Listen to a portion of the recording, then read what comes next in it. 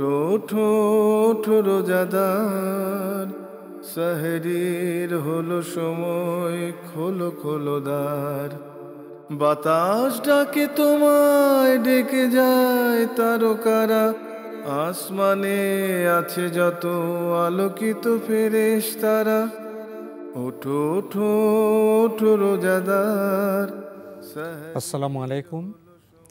প্রিয় দর্শক, আপনারা যারা দেশে আছেন প্রবাসে, সবাইকে জানাই মাহে রমজানের শুভেচ্ছা।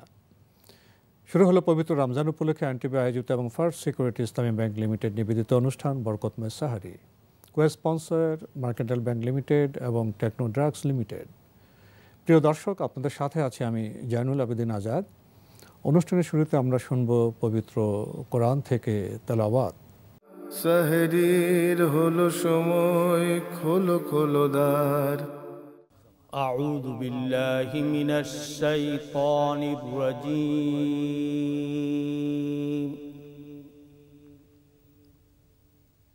بسم الله الرحمن الرحيم.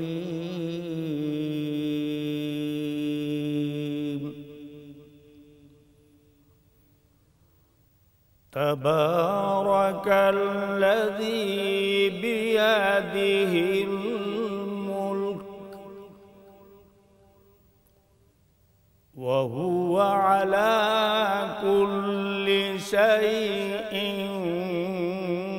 قدير.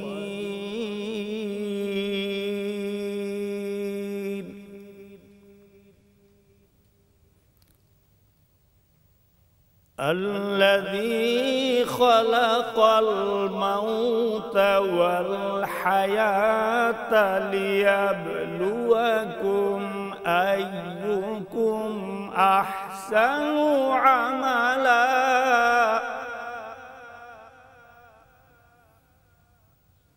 وهو العزيز الغفور.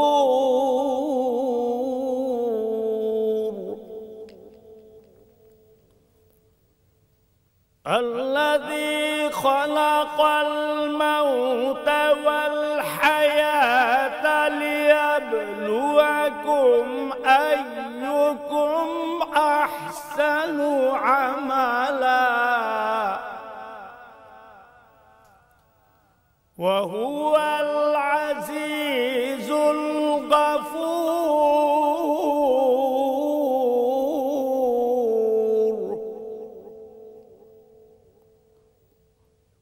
الذي خلق 7 سماوات طباقا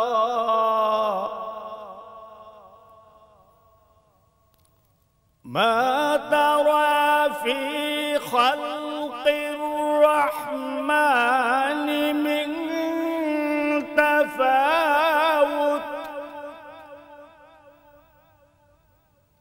فارجع البصر هل ترى من فطور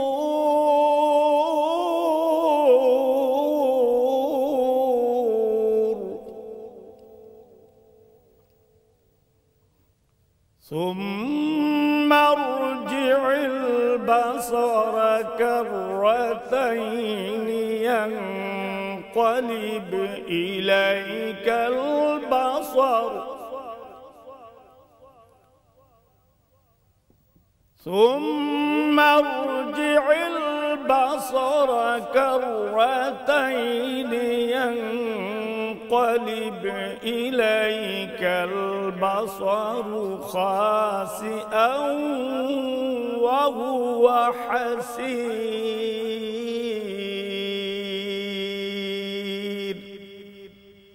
صدق الله العظيم.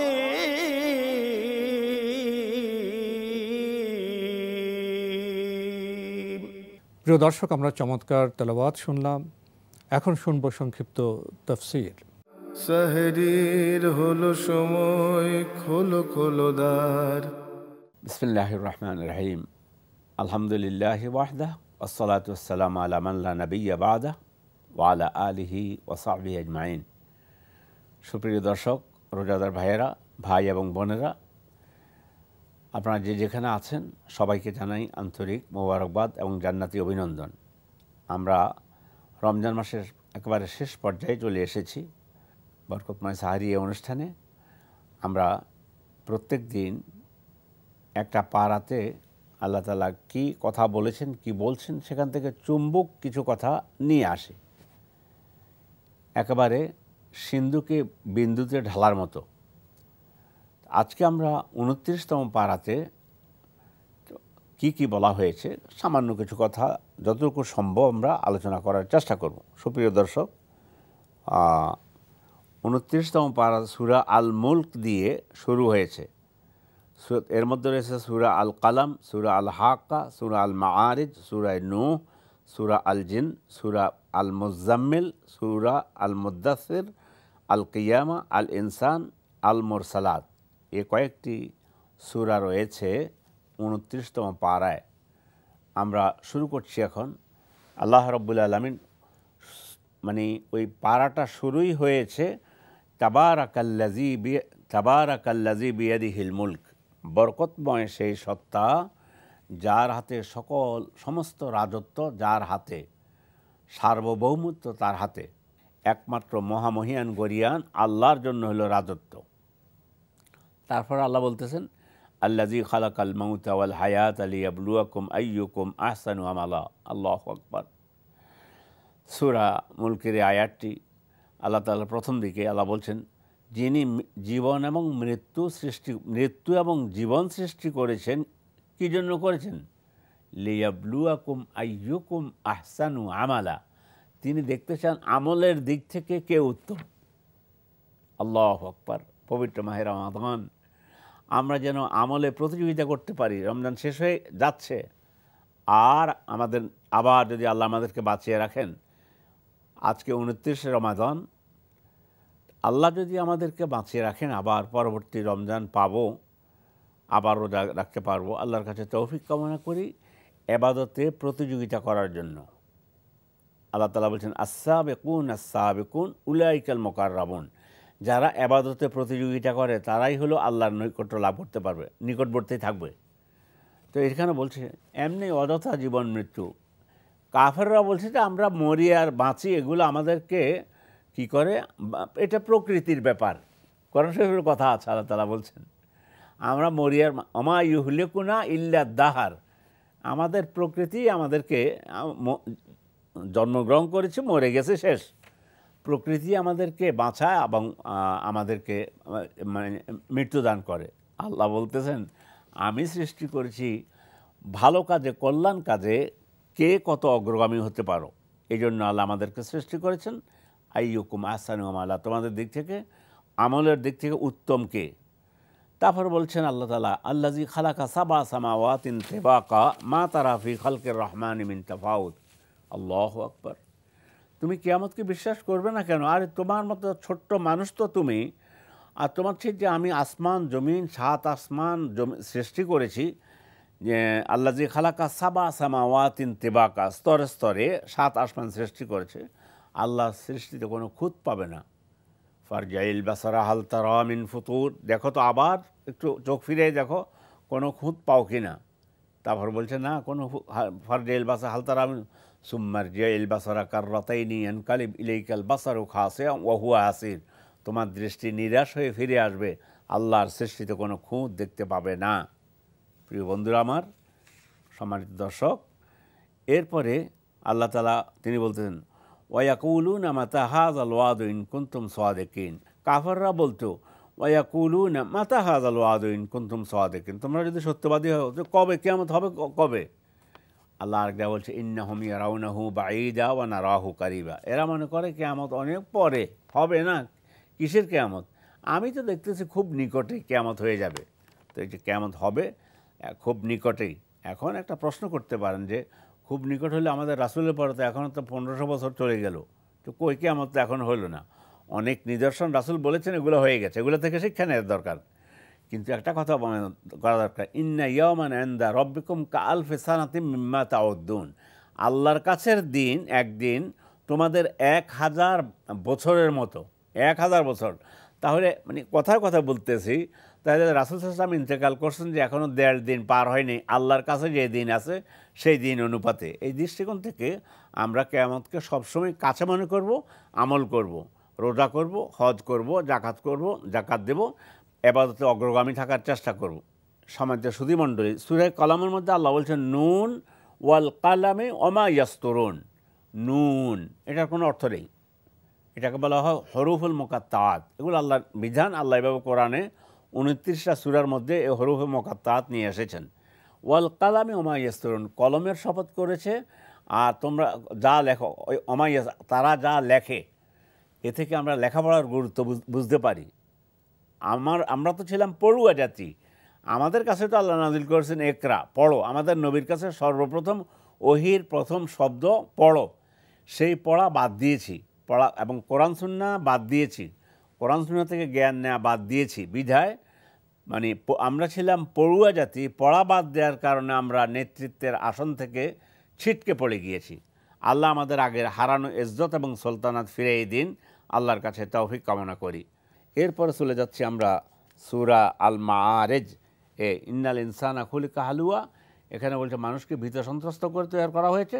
তারপরে মুমিনের 9টা চরিত্রের কথা উল্লেখ করা হয়েছে, আপনারা দেখে নেবেন। সেখানে বলছে যারা নিজের নামাজের মধ্যে সবসময় নামাজ আদায় করে, এরপরে যারা তাদের সম্পদের মধ্যে গরিব দুঃখীদের হক রয়েছে, অধিকার রয়েছে। এরপরে বলা হয়েছে মোট 9টা চরিত্রের কথা বলা হয়েছে। আমানতদারির কথা বলা হয়েছে, তারপরে অঙ্গীকার রক্ষা কথা বলা হয়েছে, তারপরে সাক্ষী দেওয়ার ব্যাপারে বলা হয়েছে, সত্যের সাক্ষ্য হওয়ার জন্য। এবং বিশেষ করে আবারও বলেছে যে যারা 5 ওয়াক্ত সালাতের কী করে, যারা 5 ওয়াক্ত সালাতকে গুরুত্ব সহকারে আদায় করে। সূরা নূহের মধ্যে আল্লাহ বলতেছেন আনি'বুদুল্লাহ ওয়াত্তাকুহু ওয়াতিউন, আপনার জাতিকে আহ্বান করুন তারা যেন আল্লাহর ইবাদত করে। তিনি 9.5 বছর দাওয়াত দিয়েছেন, মাত্র কোনো তাফসিরে এসেছে মাত্র 81 জন দাওয়াত কবুল করেছে।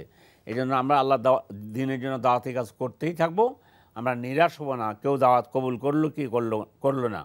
সূরা জিনের মধ্যে বলা হয়েছে কুল উহিয়া ইলাইয়া আন্নাহু ইসতামা নাফারুম মিনাল জিন ফাকালু ইন্না সামা'না কুরআনান আজাবা ইয়াহদি ইলার রুশদি ফাআমান্না বিহি ওয়ালান নুশরিকা বিরাব্বিনা আহাদা। আল্লাহু আকবার। জিনদের মধ্যে একদল এই ওহি কোরআন শুনে তারা বলল ফাকালু ইন্না সামা'না কুরআনান আজাবা, এক আশ্চর্যজনক কোরআন শুনলাম। ইয়াহদি ইলার রুশদ, যে কোরআন মানুষকে কল্যাণের দিকে ডাকে, সত্যের পথে আহ্বান করে। ফাআমান্না বিহি, আমরা ঈমান আনলাম। ওয়ালান নুশরিকা বিরাব্বিনা আহাদা, আমরা আমাদের রবের সাথে কাউকে শরীক করি না। আল্লাহ তাআলা শিরক মুক্ত ইবাদত করার জন্য আমাদেরকে তৌফিক দান করেন। ওয়া ইন্না মিন্না সালিহুনা ওয়া মিন্না দুনা যালিক, মনে রাখবেন জিন এবং ইনসানকে আল্লাহ তার ইবাদতের জন্য সৃষ্টি করেছে। ইনসানের মধ্যে যেমন ভালো মন্দ আছে, জিনদের মধ্যেও ভালো মন্দ আছে। এটা হলো সূরা জিনের 15 নম্বর আয়াত, দেখবেন। তারপরে ওয়ান্না মিন্নাল মুসলিমুনা ওয়া মিন্নাল কাসিতুন, আমাদের মধ্যে আছে আত্মসমর্পণকারী সঠিক মুসলিম, আর আছে অপরাধকারী। যারা অপরাধী হবে তাদের স্থান হবে জাহান্নাম। সূরা মুজাম্মিলের মধ্যে তো আল্লাহ বলছেন ইয়া আইয়ুহাল মুজাম্মিল কুমিল লাইলা ইল্লা কালিলা, হে চাদর আবৃত্তিকারী আপনি উঠে দাঁড়ান এবং রাতের নামাজ আদায় করুন। কিয়ামুল লাইল বলতে তাহাজ্জুদ সালাতের কথা বলা হয়েছে। সূরা মুদ্দাসসিরের মাধ্যমে আল্লাহ রাসূলকে রিসালাত দান করেছেন, বলছেন উঠুন, দণ্ডায়মান হন এবং মানুষদেরকে ভীতি প্রদর্শন করুন। এরপরে আরেকটা আয়াত হলো কুল্লু নাফসিম বিমা কাসাবাত রাহিনা, প্রত্যেকেই তার আমলের নিকট বন্দী। কি আমল করেছো, ভালো আমল করেছো পাস, খারাপ আমল করেছো বন্দী থেকে গেলা তুমি তোমার আমলের কারণে। সূরা কিয়ামার মধ্যে আল্লাহ তাআলা বলতেছেন আয়াহসাবুল ইনসানু আল্লাহ নাজমা, মানুষ কি মনে করে যে আমি তাদেরকে পুনরুত্থিত করতে পারবো না? পারবো, কেন পারবো না, নিশ্চয়ই পারবো। সূরা দাহারের মধ্যে আল্লাহ তাআলা বলছে ওয়াজকুর ইসমা রব্বিকা বুকরাতাম ওয়া আসিলা, আল্লাহকে সকাল সন্ধ্যা সর্ব অবস্থায় স্মরণ করার জন্য আল্লাহ বলেছেন। আর সূরা আল মুরসালাতের মধ্যে আল্লাহ শেষ করেছেন কাফেরদের ঘরে কুলু ওয়া তামাত্তাউ কালিলান ইন্নাকুম মুজরিমুন ওয়া ইযা কিলা লাহুমুর কাউ লা ইয়ারকাউন লা ইয়ারকাউন ওয়াইলু ইয়াউমাইযিল লিল মুকাজ্জিবিন। এ শেষ আয়াত, সেটা হচ্ছে আল্লাহ বলবেন খাও পান করো, আচ্ছা দেখতেছি তো ইবাদত নাই, আমল নাই, রোজা নাই, হজ নাই, যাকাত নাই, কিচ্ছু নেই, খাও পান করো, কুলু ওয়া তামাত্তাউ কালিলান, অল্প, এটা দুনিয়ার জীবনে। ইন্নাকুম মুজরিমুন, তোমরা পাপী। তারপরে ওয়াইদা কিল লাহুমুর কাউলা ইয়ার কাউন, কিয়ামতের দিন বলবে যে রুকু করে দেখাও তো দেখি, পারবে না। অর্থাৎ যদি দুনিয়াতে নামাজি না হয়, আখিরাতে নামাজ পড়তে পারবে না। একটা আমলেই এসেছে কোরআনে কারিমের মধ্যে যে আল্লাহ কিয়ামতের দিন রুকু করার জন্য বলবে, তখন তারা পারবে না, কাফের মুশরিকরা। আল্লাহ তাআলা আমাদেরকে নামাজ আদায়কারী হিসেবে কবুল করুন, সঠিক রোজা আদায় করার জন্য আল্লাহ তৌফিক দান করুন, এবং রমজান মাসের রোজা রেখে আমরা যেন রাইয়ান নামক জান্নাতের গেট দিয়ে প্রবেশ করতে পারি, আল্লাহ তৌফিক দান করুন। হাযা ওয়া সাল্লাল্লাহু ওয়া সাল্লামা আলা নাবিয়্যিনা মুহাম্মদ ওয়া আলা আলিহি ওয়া সাহবিহি আজমাইন। আসসালামু আলাইকুম ওয়া রাহমাতুল্লাহি ওয়া বারাকাতুহু। দেরির হলো সময়, খোলো খোলো দ্বার। জরিন হরফে লেখা, রূপালি হরফে লেখা, আসমানের কোরআন, নীল আসমানের কোরআন। জরিন হরফে লেখা, রূপালি হরফে লেখা, আসমানের কোরআন, নীল আসমানের কোরআন। সেথা তারায় তারায় খোদার কালাম, পড়রে মুসলমান, তোরা পড়রে মুসলমান, নীল আসমানের কোরআন। জরিন হরফে লেখা, রূপালি হরফে লেখা, আসমানের কোরআন, নীল আসমানের কোরআন। সেথা ঈদের চাঁদে লেখা, মুহাম্মাদের মিমের রেখা, ঈদের চাঁদে লেখা, মুহাম্মাদের মিমের রেখা। সুরুজেরি বাতি জেলে পরের জোয়ান, নীল আসমানের কোরআন। জরিন হরফে লেখা, রূপালি হরফে লেখা, আসমানের কোরআন, নীল আসমানের কোরআন। খোদার আরশ লুকিয়ে আছে ওই কোরআনের মাঝে, খোঁজে ফকির দরবেশে আরশ সকাল সাজে। খোদার আরশ লুকিয়ে আছে ওই কোরআনের মাঝে, খোঁজে ফকির দরবেশে আরশ সকাল সাজে। খোদার দিদার চাষরে যদি পড়ে কোরআন নিরবধি, খোদার নূরের রৌশনীতে, খোদার নূরের রৌশনীতে রাংরে দেহ প্রাণ, নীল আসমানের কোরআন। জরিন হরফে লেখা, রূপালি হরফে লেখা, আসমানের কোরআন, নীল আসমানের কোরআন। সেথা তারায় তারায় খোদার কালাম, পড়রে মুসলমান, তোরা পড়রে মুসলমান, নীল আসমানের কোরআন। জরিন হরফে লেখা, রূপালি হরফে লেখা, আসমানের কোরআন, নীল আসমানের কোরআন। আসমানের কোরআন, নীল আসমানের কোরআন। আমরা চমৎকার গান শুনলাম। প্রিয় দর্শক, আমাদের এখনকার আয়োজন ধারাবাহিক আলোচনা অনুষ্ঠান কোরআন এবং সৃষ্টি জগৎ। সাহেরির হলো সময়, খোলো খোলো দ্বার। এ পর্যায়ে আমাদের আজকের আলোচনার বিষয় ঠকবাজ মানুষ এবং তার পরিণতি। এ বিষয়ে কথা বলবেন বিশিষ্ট বিজ্ঞান গবেষক ডক্টর মশিউর রহমান। আসসালামু আলাইকুম ওয়া রাহমাতুল্লাহি ওয়া বারাকাতুহু। প্রিয় দর্শক, আলোচনায় যাওয়ার আগে আমরা পবিত্র কোরআনের সূরা মুতাফফিফিনের 14 থেকে 16 নম্বর আয়াতের তেলাওয়াত শুনব। আমরা চমৎকার তেলাওয়াত শুনলাম এবং 14 নম্বর আয়াতটি অত্যন্ত গুরুত্বপূর্ণ। যে আয়াতটিতে যে কথাটা বলা হয়েছে আমরা একটু পরে আসি, আমরা প্রথম সূরা থেকে আসি। মুতাফফিফিন শব্দের অর্থ কিন্তু ঠকবাজ। আমরা খুব কমনলি যেমন বলি চিটার শব্দটা ইউজ করি, এই ঠকবাজির কথা বলা হলো। কেন ঠকবাজির কথা বলা হলো? যারা ঠকায়। আল্লাহ সুবহানাহু ওয়া তাআলা বলছেন 1 থেকে 6 নম্বর আয়াতে ব্যবসা বাণিজ্যে যে মানুষে দুর্নীতি করে, এই দুর্নীতির কথা বলা হলো যে যখন সে নেয় ওজনে বেশি নেয়, দেওয়ার সময় কম দেয়। কিভাবে ঠকায় মানুষ, সেই ব্যাপারটাই বলছেন। আল্লাহ বলছে যে একটা জিনিস হলো যে তারা কি সেই পুনরুত্থিত হবে মহাদিবসের কথা তারা চিন্তা করে না, আল্লাহর সামনে যে দাঁড়াবে সেটা কি তারা ভাবে না? তো এই যে তুচ্ছ তাচ্ছিল্যের দাড়িপাল্লার কথা বলা হলো, দাড়িপাল্লার বিষয়টা থেকে দুটা বিষয় আসে। একটা হলো ওজন করা, আরেকটা হলো জাস্টিস। যেমন জাস্টিসের ব্যাপার দেখেন আপনি সূরা আনামের 152 নম্বর আয়াতে আল্লাহ বলছেন যে এই দাড়িপাল্লা বলতে যে মিজান শব্দটি, যারা এতিম তাদের সম্পত্তি যাতে গ্রাস না করে এবং তাদের সাথে ইনসাফ প্রতিষ্ঠা করে, তাদের প্রাপ্য জিনিস যেন দিয়ে দেয়।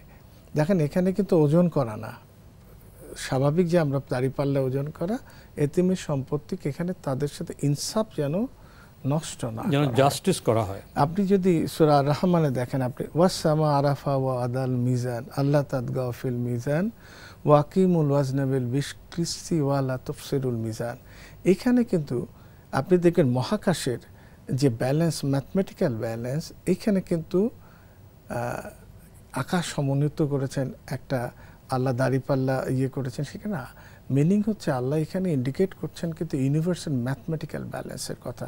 তো আমরা যদি এভাবে দেখি যে সূরা ইসরার 35 নম্বর আয়াতে একটা বলছেন যে যারা এই ওজন ঠিকভাবে দেয়, মানুষদের না ঠকায়, পরিণাম আল্লাহ বলছেন যে এদের পরিমাণ অত্যন্ত শুভ পরিণাম, অর্থাৎ তাদের আল্লাহ ক্ষমা করে দেবেন। একইভাবে যদি আমরা এখন যদি আসি, যে আয়াতটুকু আমরা শুনলাম 14 নম্বর আয়াত, কাল্লাবাল রানা আলা কুলুবিহিম মা কানু ইয়াকসিবুন। এই ইয়াকসিবুন শব্দটা দেখা গেল যে তারা যা অর্জন করেছে তাতে তাদের অন্তরে মরিচা ধরে গেছে। কি অর্জন করলো? যেমন হেদায়েতের সাথে একটা তুলনা করা হলো, যেমন ধরা হলো এখানে আপনি দেখেন রানা শব্দের অর্থ কিন্তু মরিচা, জং। আমরা ট্রেডিশনালি বুঝি কি জং ধরা কি, যেমন আয়রন অক্সিজেনের সাথে যখন মিক্স আপ হয়, অক্সিডেশন হয়, তখন জং ধরে যায়। আর আপনি জানেন যে শরীরে যত অর্গান আছে, এই অর্গানের মধ্যে আয়রন একটা কম্পোনেন্ট, যার যদি দেখা যায় কম হয় বেশি, দুটোতে ড্যামেজ হয়ে যায়। হ্যাঁ, যেমন বেশি যদি হয় হেমোক্রোম্যাটোসিস নামে একটা অসুখ হয়, যাতে বয়সের আগে, মানে যদি 70 বছর এই অর্গানের জীবিত থাকার কথা, সে কিন্তু আর্লিয়ার বহু আগে ড্যামেজ হয়ে যাবে। আবার যদি আয়রনের কম হয় তাহলে কিন্তু সেটা ড্যামেজ হবে। তাহলে দুটোরই ব্যালেন্স, এখানে একটা ব্যালেন্স আপনি দেখছেন। কিন্তু আবার আপনি দেখেন ডক্টর শ্যারন ম্যাকডোনাল্ড, তিনি দ্য জার্নাল অফ সায়েন্স, সেইটাতে তিনি লিখলেন যে আমাদের শরীরে যে আয়রনগুলো আছে, এই আয়রনগুলি কিন্তু আমাদের যদি কোনো অর্গানে বেশি মাত্রায় থাকে, সে অর্গানটা ড্যামেজ হয়ে যায়, আর্লি ডেথ হয় সে অর্গানের। তাহলে এইভাবে আপনি যদি দেখলেন যে সমস্ত কিছুর মধ্যে একটা ব্যালেন্স। তো এই ব্যালেন্স আমরা যদি জাস্টিফাই করতে যাই, তাহলে আমরা প্রথম চিন্তা করব যেটা, সেটা হলো যে সূরা মুতাফফিফিন একটা পেলাম আমরা, এরপরে সূরা ইনশিকাক, সূরা ইনশিরা, তিনটা সূরার আমরা একটু মিনিং জানার চেষ্টা করব। আমরা সূরা মুতাফফিফিন পেলাম, আমরা আরেকটা সূরা পড়ব সূরা ইনফিতার, এটা 82 নম্বর সূরা, একটা ইনশিকাক 84 নম্বর সূরা, আর ইনশিরা 94 নম্বর সূরা। কেন তিনটা সূরা একই কাছাকাছি উল্লেখ করলাম? একটা হলো যে ইনশিরা শব্দের অর্থ কিন্তু স্বস্তি, কমফোর্ট একটা। আলাম নাশরা, আল্লাহ বলছেন যেমন এখানে বুঝে কোনো কিছু প্রশস্ত করে দেয়া। হ্যাঁ, তো এখানে আপনার সূরাটার মধ্যে আপনি কতগুলো জিনিস দেখবেন। তার আগে বলি নেই যে আমরা ইনফিতার শব্দটা যেটা হলো সেটা আমরা বলি বার্স্টিং অ্যাপার্ট, কোনো কিছু যদি নিচের থেকে ফেটে আসে দেন আলাদা হয়, সেটা আমরা হলো ইনফিতার। আর ইনশিকাক শব্দের অর্থ স্প্লিটিং অ্যাপার্ট, প্লাস কাছাকাছি দুটা সেপারেট করা। আর ইনশিরা যেটা আপনার কোনো কিছু ব্যবচ্ছেদ করা। তাহলে আপনি দেখলেন যে সূরা ইনশিরার দিকে যদি আমরা যাই তাহলে একটা জিনিস পাবো, কোনো কিছু কাটলেন এবং আলাদা করলেন। আল্লাহ সুবহানাহু ওয়া তাআলা ইনশিরাতে বলছেন যে আমি কি তোমার বোঝা লাঘব করে দেইনি। বোঝা আমরা ধরে নিতে মাথার উপর বোঝা, কিন্তু রাসূল সাল্লাল্লাহু আলাইহি ওয়াসাল্লাম মাথার উপর তো বোঝা ছিল না, সেই বোঝা দায়িত্ব, রেসপন্সিবিলিটিস। এই দায়িত্ব সেটা হালকা, আল্লাহ আমাকে হালকা করে, যেই বোঝার ভারে তুমি কাত হয়ে পড়তে। হ্যাঁ, আল্লাহ বলছে কষ্টের পরে শান্তি, ইন্না মাল উসরি উসরা ফা ইন্না মাল উসরি উসরা, এবং কষ্টের পরে শান্তি আল্লাহ সুবহানাহু ওয়া তাআলা বলছেন। তাহলে এখানে দেখার বিষয়টা আমরা দেখি যে কারো যখন হার্ট অ্যাটাক করে তখন কিন্তু সে ক্লিনজড হতে একদম সেন্ট্রাল চেস্ট পেইন ফিল করে এবং সে কিন্তু কাত হয়ে যায়। যখন হার্টের পেইন হয় তখন একদম সেন্ট্রাল চেস্ট পেইন হয় এবং সেটা সে কাত হয়ে পড়ে। আল্লাহ সুবহানাহু ওয়া তাআলা কি নিখুঁতভাবে দেখলেন। দেন আপনি যদি চেক আপ করেন, আমাদের এখন আমরা অ্যানজিওগ্রাম করতে পারি, অ্যানজিওগ্রাম করার পর যদি আপনি কোনো ব্লক পান কোনো আর্টারিতে, দেন আপনি সেটারে রিমুভ করবেন। তাহলে আপনি দেখবেন আলাম নাশরা প্রশস্ত করে দেয়, আপনি কিন্তু প্যাসেজ কিন্তু প্রশস্ত করে দিচ্ছেন, এবং ইনশিরা যেটা আপনি কেটে ব্যবচ্ছেদ করে আলাদা। তাহলে আপনি কিন্তু এই দুইটা জিনিস থেকে আপনি স্পষ্টতই কিন্তু বাইপাস সার্জারি এবং অ্যানজিওপ্লাস্টির ইন্ডিকেশন পাচ্ছেন। এই সবকটার মধ্যে আয়রন কিন্তু একটা ফ্যাক্টর, যেটা হার্টে কিন্তু জমাট বাঁধার জন্য একটা ফ্যাক্টর হয়ে কাজ করে, যেটা আরবিসি সেলে থাকে ভেঙে আয়রনটুকু এসে। আপনার বক্তব্য থেকে আমরা দু ধরনের বিষয় পেলাম। আপনি পবিত্র কোরআনের আলোকে বললেন যে মানুষের হৃদয়ে বা হৃৎপিণ্ডে মরিচা পড়ে যায়, আবার বিজ্ঞান বলছে যে মানুষের হার্টে বা হৃৎপিণ্ডে সেখানে ব্লক ধরা পড়ে, ব্লক হয়ে যায়। এই যে কোরআনের একটি বক্তব্য এবং বিজ্ঞানের একটি বক্তব্য, এই দুটি তথ্য, এই তথ্যকে আপনি কিভাবে বিবেচনা করবেন? এটা খুব সহজ ব্যাপার যে আপনি কোরআন মজিদে কিন্তু কয়েকটা সূরার কথা আপনি জানেন। কোরআন মজিদে ইভেন অ্যালকোহল যখন নিষেধ করা হয় এটা কিন্তু স্টেপ ওয়াইজ। সূরা বাকারার 219 নম্বর আয়াতে প্রথম আসলো বিরত থাকার জন্য, এরপরে সূরা নেসার 43 নম্বরে আসলো, এরপরে সূরা মাইদার 90 নম্বর আয়াতে। অর্থাৎ বেশিরভাগ ক্ষেত্রে দেখা যায় কোরআনের একটা আয়াত থেকে আপনি কিন্তু একটা সিদ্ধান্তে আসতে পারবেন না। কিছু স্বপ্ন মাঝে মাঝে কিছু কিছু সিদ্ধান্ত নিতে কিন্তু অনেক কটা আয়াত এবং বিশ্লেষণ করার জন্য অনেক কটা আয়াত পিক আপ করতে হয়। সুতরাং এই বিশ্লেষণের জন্য আমরা এই নামকরণগুলি দেখলাম যে নামকরণ করা হলো। আপনার একটু অবাক হবেন যে কেটে ব্যবচ্ছেদ করে, এটার মানে কি? কোনো কিছু মানে নিচের থেকে বের হয়ে আলাদা হয়ে মাংস, কোনো কিছু প্রশস্ত করা, এটার মানে কি? নিশ্চয়ই এই নামের মাহাত্ম্য কিছু আছে। ইনশিরা, এই ইনশিরা সূরার মধ্যে আমরা কিন্তু দেখলাম আল্লাহ সুবহানাহু ওয়া তাআলা বলছেন যে আমি তোমার বোঝা আলাম নাশরা প্রশস্ত করে দেয়া। এই সমস্ত কিছু যদি এক করেন তাহলে দেখবেন বিজ্ঞানের এই বিষয়টুকু আর আমরা যে কোরআন মজিদে জিনিসটি পাই, একটা হলো ম্যাটেরিয়াল, একটা স্পিরিচুয়াল। স্পিরিচুয়ালি যেটা বলা হলো যখন একটা এটা একটা শাব্দিক অর্থতে বলা হলো যে আপনি যখন গুমরাহির দিকে যাবেন সেটা একটা সুন্দর জিনিস ধ্বংস হতে থাকবে। মরিচা মিন্স আপনার সেখানে দূষণ ঘটে প্রকৃত অবস্থাটা রূপান্তরিত হয়ে যায়। হ্যাঁ, এর পরিণতিটা খারাপের দিকে যায়। যেমন আমরা বলতে পারি যদি যেভাবে একটা মানুষ সুস্থ ব্যায়াম, এখানে একটা জিনিস আপনি দেখবেন ইনশিরার শেষ অর্থে কিন্তু আল্লাহ বলছে পরিশ্রমের কথা। তো পরিশ্রম আমরা দেখি যে আমরা কিন্তু হার্ট সুন্দর রাখার জন্য বলি রেগুলার এক্সারসাইজ করার জন্য, তো এই যে পরিশ্রমের শব্দটুকু আসলো, আপনি পাশাপাশি রেখে দেখলেন যে সমস্ত কিন্তু মিলে যাচ্ছে। একলে স্পিরিচুয়ালি আপনি সুস্থ থাকা, কল্প সুস্থ, কল্প পরিষ্কার, অর্থ হচ্ছে আপনি কিন্তু আপনার আখেরাত ভালো, আর কল্প যদি দূষিত হয় আখেরাত খারাপ। একইভাবে পৃথিবীতে যদি আপনার এই হার্ট যদি আপনি নিজে নষ্ট করে ফেলেন অ্যালকোহল কনজামশনে, আপনি যে স্মোকিংয়ে, আপনি এক্সেস ফ্যাটি ডায়েট দিয়ে আপনার সাফার করতেই যাবে। একটি প্রশ্ন জাগে, এই যে হৃদয়ে বা হৃৎপিণ্ডে মরিচা পড়ার কথা বললেন, এর রূপটা কেমন, স্বরূপটা কেমন? আবারও প্রশ্ন জাগে, আসলে কি হৃদয়ে মরিচা পড়ে যে মরিচার সাথে আমরা পরিচিত? হ্যাঁ, ডেফিনেটলি যে ফিজিক্যালি এটা পড়ে, কারণ আপনি জানেন যে ব্লকের মধ্যে যেটা হার্টে ব্লক হয় এর মধ্যে কিন্তু ফাইব্রিন থাকে, আরবিসি থাকে, প্ল্যাটিলেটস থাকে, আরও কিছু সাবস্টেন্স থাকে। এগুলো সবকটা মিলে আরবিসি মিনস আরবিসি তো কম্পোনেন্ট, এর মধ্যে আয়রন থাকে এবং আয়রন পার্সেন্টেজ একেবারে মানে 11 +-9, মানে এর একটা প্রায় 2 থেকে আপনি 19% পর্যন্ত কিন্তু আয়রন থাকে। তা প্ল্যাটিলেট এগ্রিগেশন হচ্ছে এই সমস্ত কিছু একটা প্রক্রিয়ার মধ্যে যে আস্তে আস্তে এবং কোলেস্টেরল ডিপোজিশন হচ্ছে। আমরা তার আগে বলি যে এটা একটা ভিডিও দেব, তার আগে একটা দুটো কথা বলি যে যখন মানুষ ঠকবাজ মিথ্যা আচরণ করতে থাকে তার ব্রেনে দুটো পোর্শন হয়, একটা জায়গা আছে অ্যামিগডেলা, আর একটা হচ্ছে মাথার সামনের দিকে যেটা বলে আপনার ফ্রন্টাল কর্টেক্স, ফ্রন্টাল লোব, সামনের অংশটুকু, এটা হলো ডিসিশন মেকিং। আর আরেকটা হচ্ছে অ্যামিগডেলা, সে অলওয়েজ অনেস্টি নিয়ে ডিল করে, সে কিন্তু ডিসঅনেস্ট হয় না কখনো। আপনি যখন দেখবেন একজন লোক ঠকবাজি করতে করতে করতে শেষ পর্যন্ত অ্যাবসলিউট ঠকবাজ হয়, তখন কিন্তু অ্যামিগডেলাটা নিষ্ক্রিয় হয়ে যায়, তখন তার সেই সেন্স থাকে না যে সে যে ঠকবাজ, এটাও সে মনে করে না। তো এখানে তার পরিণতি অ্যাবসলিউট। আল্লাহ এই জন্য বলছেন যে তুমি তাদের বলো আর না বলে সে শুনবে না, কারণ সে কিন্তু নিজে ধ্বংস হয়ে গেল এবং পরিণতি তার খারাপ। একইভাবে হার্টের উপরে যেটা হয়, আমরা একটা ভিডিও দেখে আসি, তাহলে বিষয়গুলো আমাদের কাছে বোধহয় আরো স্পষ্ট হবে।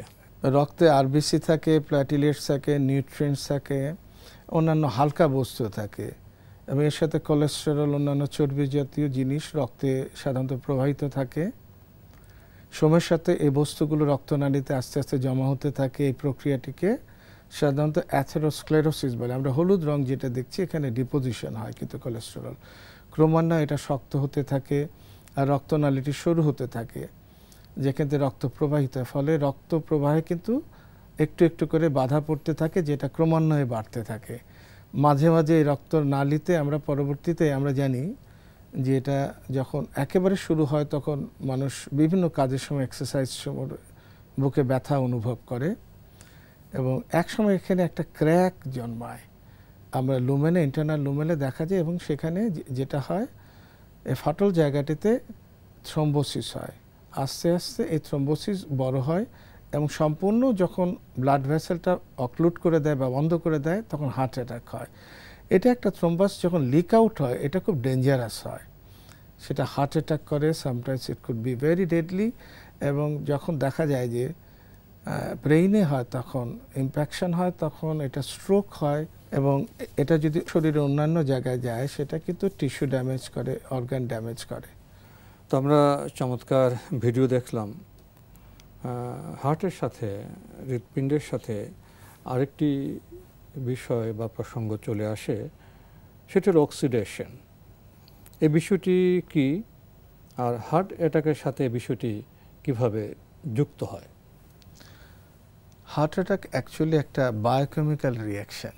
আপনি যদি চিন্তা করেন, এই যে রাস্ট হচ্ছে বললাম যে it's a result of iron reacting with oxygen.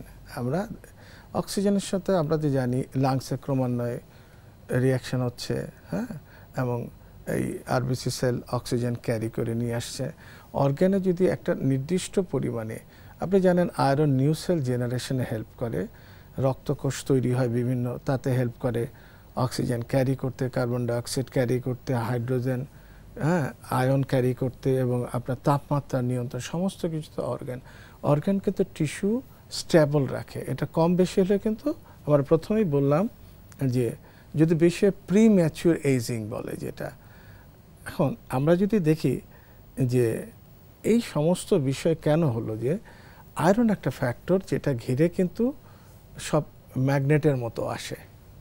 আপনি বাস্তবিক চিত্রটা দেখবেন যে আয়রন যখন থাকে মেটালগুলি কিন্তু তাকে ঘিরে থাকে, আয়রন সেন্টার পয়েন্টে থাকে। আমরা জানি পৃথিবীর সেন্টার পয়েন্টে কিন্তু ম্যাগমা, যেটা কম্পোজড অফ মেইনলি আয়রন। এখানে যখন আরবিসি সেল ভেঙে যায় এর মধ্যে আয়রন কিন্তু ইম্প্যাক্টেড হয়। এখন ইম্প্যাক্টেড হওয়ার পরে যখন দুভাবে হয় কিন্তু, যে আমরা জানি যে লেয়ারের মাঝখানে যখন কোলেস্টেরল বাড়তে থাকে একসময় লুমেনটা ব্লাড ভেসেলটা ধাক্কা দিয়ে ন্যারো করে দেয়, একটা প্রসেস। আর এটা ক্র্যাক হয়, যখন ক্র্যাক হয় তখন কিন্তু আরবিসির রোল থাকে, আয়রনের রোল থাকে, কিন্তু ভিতর দিয়ে প্রেশার দিয়ে যখন বেরোয় তখন কিন্তু আরবিসির বা আয়রনের রোলটা থাকে না। এই দুইভাবে বললাম। তো সুতরাং এই টোটাল প্রক্রিয়াটার মধ্যে কিন্তু আপনি দেখেন যে একটা হলো মেডিকেল আর একটা হচ্ছে স্পিরিচুয়াল। স্পিরিচুয়ালের ব্যাপারটা কেন বললাম, যে রাস্টিং যেটা বলা বা অক্সিডেশন, আপনি যেটা বললেন, যখন আপনার যেমন আয়রন অক্সিজেন রিয়াকশন করলো, এবং স্পিরিচুয়ালি আমরা দেখি যখন এই আনওয়ান্টেড রিয়াকশনগুলো, যেই ইবাদতের বাইরে আপনি এমন কিছু করলেন, মিথ্যা কথা বললাম, মিথ্যা কাজ করলাম, আমার যেসব কাজের অনুমতি নেই, মানুষকে ঠকালাম, সমস্ত কিছু করলাম, এটা কিন্তু একসময় আমার কালবের মধ্যে, যেটা আমি বলি আমার আত্মার মধ্যে একটা মরিচা ধরায়, যেটা ওয়াশ আউট করা, দাগ পড়ে যায়। হ্যাঁ, রাসূল সাল্লাল্লাহু আলাইহি বলছেন তোমাদের শরীরে দুটো জিনিস আছে, একটা মানে স্বচ্ছ কলব আছে, ওতে দাগ লাগতে দিও না। একটা বিষয় আমরা এটা ধরে নিতে পারি দুভাবে, যে আত্মা যাতে কাদ আফলাহাল জাক্কাহা ওয়াকাত খাবা মান্দাসাহা, যে আত্মা পরিশুদ্ধ করলো সে তো পরিত্রাণ পেল। তাহলে আত্মা পরিশুদ্ধ করার ব্যাপারটা আমরা দেখলাম, আপনার ঠকবাজি থেকে সরে, সমস্ত মিথ্যা থেকে সরে আসতে হবে। কারণ মিথ্যা ক্রমান্বয়ে এমন একটা জায়গায় নেই, কোনো মিথ্যাবাদী নিজেকে মিথ্যাবাদী মনে করে না, কোনো ঠকবাজ নিজেকে ঠকবাজ মনে করে না, কোনো প্রতারক নিজেকে প্রতারক মনে করে না একটা স্টেজে এসে। কিন্তু তাদের এই কাজে তাদের যে হৃদয় বা হৃৎপিণ্ড সেখানে মরিচা পড়ে যায়, এবং তারা মানুষের যে সর্বশ্রেষ্ঠ সৃষ্টি হওয়ার যে একটি সম্ভাবনা সেখানে ব্যত্যয় ঘটে যায়। তো আসলে এই যে ঠকবাজ প্রসঙ্গে আপনি বলেছেন যে স্পিরিচুয়ালি আমরা বলছি যে তার হৃদয়ে কালিমাযুক্ত হয়ে যায় বা মরিচা পড়ে যায়, এবং আমরা দেখছি যে অন্য রূপে হার্টে ব্লক এসে যায়। তো শেষের দিকে এসে আমরা অক্সিডেশন প্রসঙ্গে কথা বললাম, এই বিষয়গুলোকে আপনি কিভাবে সমন্বয় করবেন? সমন্বয়ের ব্যাপারটা প্রশ্ন করলেন, সেটা কিন্তু আপনার সূরা মুতাফফিফিন, সূরা ইনশিরা, সূরা ইনশিকাক এই একসাথে নিয়ে আসতে হবে। একসাথে নিয়ে এসে আপনি দেখবেন যে ঠকবাজের পরিণতি হচ্ছে খারাপ, পৃথিবীতেও খারাপ, আখেরাতেও খারাপ। অর্থাৎ দুটা মেসেজ, একটা ম্যাটেরিয়াল, আপনি যদি পৃথিবীতে আমার শরীরের সাথে দুটা জিনিস, একটা হলো শারীরিক আর একটা হচ্ছে আত্মিক, মানে ফিজিক্যাল অ্যান্ড স্পিরিচুয়াল। ফিজিক্যালি যদি আমি ইনজাস্টিস করি, অর্থাৎ নিজের সাথে নিজের ঠকবাজি করে, আমার কিন্তু সাফার করতে হবে। আর যদি স্পিরিচুয়ালি করি তাহলে আমার স্পিরিচুয়ালি সাফার করতে হবে। আর যদি দুটোই করি, পৃথিবীতে এবং আখেরাতে দুটো জায়গায় আমার সাফার করতে হবে। আমাদের যে শারীরিক স্বাস্থ্য সেখানে হানি ঘটবে, এবং আত্মিক যে পরিশুদ্ধি সেখানেও হানি ঘটবে, অর্থাৎ ক্ষতিগ্রস্ত হব। তো যে মানুষ তার হৃদয়ের দুই দিক থেকে ক্ষতিগ্রস্ত হয়, তার পরকাল তো ভালো হওয়ার কথা নয়। তো এই বার্তা নিয়ে আমরা আজকে এখানে শেষ করতে চাইব। ডক্টর মশিউর রহমান, আপনি কষ্ট করে আমাদের স্টুডিওতে এসেছেন, সময় দিয়েছেন, সেজন্য আপনাকে অনেক ধন্যবাদ। ধন্যবাদ আপনাকে। প্রিয় দর্শক, আমরা দেখছিলাম এনটিভি আয়োজিত এবং ফার্স্ট সিকিউরিটি ইসলামী ব্যাংক লিমিটেড নিবেদিত অনুষ্ঠান বরকতময় sehri, co-sponsor mercantile bank limited এবং টেকনো ড্রাগস লিমিটেড। আমাদের অনুষ্ঠান আপনারা এনটিভি অনলাইনেও দেখতে পারবেন, ভিজিট করুন www.ntvbd.com। এছাড়া ইউটিউবে আমাদের ভেরিফাইড ফেসবুকেও আপনারা অনুষ্ঠান দেখতে পারবেন। কোরআন ও সৃষ্টি জগৎ এ প্রসঙ্গে আজকে আমরা ঠকবাজ মানুষ এবং তাদের পরিণতি সম্পর্কে জানলাম। প্রিয় দর্শক, আমরা প্রায়শই বলে থাকি সৃষ্টির সেরা মানুষ, কিন্তু বিশ্লেষণ করতে গেলে আমরা কি বলতে পারবো সব মানুষ সৃষ্টির সেরা? হয়তো আমরা এ কথা বলতে পারি মানুষের মধ্যে সৃষ্টির সেরা হওয়ার একটি সম্ভাবনা আছে, কিন্তু সেই সম্ভাবনাকে বাস্তবে পরিণত করতে গেলে আমাদের অর্জন করতে হবে কিছু বিষয়। আমাদের আত্মাকে পরিশুদ্ধ করতে হবে। সেখানে ঠকবাজের কাজ করলে চলবে না, অন্যায় অবিচার জুলুম করলে চলবে না, মিথ্যা বললে চলবে না। কারণ ঠকবাজের পরিণতি এই পৃথিবীতেও মন্দ, পরকালও মন্দ। তাহলে সৃষ্টির সেরা হতে হলে আমাদের অবশ্যই আত্মাকে পরিশুদ্ধ করতে হবে, ও আমাদের যে হৃদয় সেটাকে আমাদের স্বাস্থ্যপ্রদ, স্বাস্থ্যবান রাখতে হবে। আসুন এই কল্যাণের পথে আমরা চলার চেষ্টা করি। দেখা হবে ইনশাল্লাহ আগামীকাল একই সময়ে। প্রিয় দর্শক, এখানে একটি কথা বোধহয় বলে রাখা প্রয়োজন। আমরা পবিত্র মাহে রমজানের শুভেচ্ছা জানাতে জানাতে বোধহয় আমরা শেষে এসে গেছি। আজকে তো 29 রোজা। যদি রোজা 30টি না হয় তাহলে তো আজকেই আপনাদেরকে আগাম ঈদ মোবারক বলতে হয়। আর যদি 30 রোজা সম্পূর্ণ হয়, আমাদের ভাগ্যে থাকে, তাহলে ইনশাল্লাহ দেখা হবে আগামীকাল একই সময়ে। প্রিয় দর্শক, মহান আল্লাহ আমাদের সবাইকে নিরাপদে রাখুন, রাখুন শান্তিতে। আসসালামু আলাইকুম।